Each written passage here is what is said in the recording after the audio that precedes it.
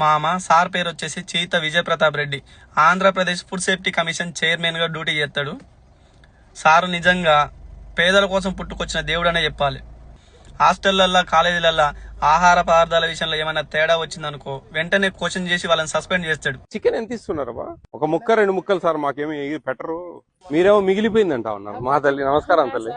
నాకు తెలిసి ఇప్పటి వరకు సారు లంచం తీసుకుంది లేదు, లంచం ఇస్తామని ధైర్యం చేసి అడిగే మనగాడు లేడు. ఏదైనా వాట్సాప్ చేయండి, వీడియోలు పెట్టండి, సాక్ష్యాధారాలుగా ఎవరైనా నీ నుంచి గుడ్లు వేరే వాళ్ళకి అమ్ముతానా గానీ, రేషన్ షాపులో డబ్బులు ఎక్కువ అడిగినా గానీ అన్ని వీడియోలు పెడితే మేము ఏ ఊరితో పనిలే, ఇంటికి పంపిస్తాం ఎవరినైనా గానీ. అర్థమైందేనా? ప్రభుత్వం మీకు కల్పిస్తా ఉంది. ఎవరి సొమ్ము ఎవరు ఇవ్వడంలే, ప్రజలు ట్యాక్స్ రూపంలో ఇస్తే కేంద్ర రాష్ట్ర ప్రభుత్వాలు మీకు ఉచితంగా ఇస్తా ఉన్నారు. ఇవన్నీ మీకు చెందాలా. హాస్టళ్లలో పిల్లలకి వార్డెను ఇయ్యాల్సిన గుడ్లు ఇయ్యకపోయినా, సరైన క్వాంటిటీలో చికెన్ పెట్టకపోయినా సరే నిలదీసి నిర్భయంగా క్వశ్చన్ చేసి అడిగి తప్పులుంటే సస్పెండ్ చేసేస్తాడు. మీరు పద్ధతి కాదండి.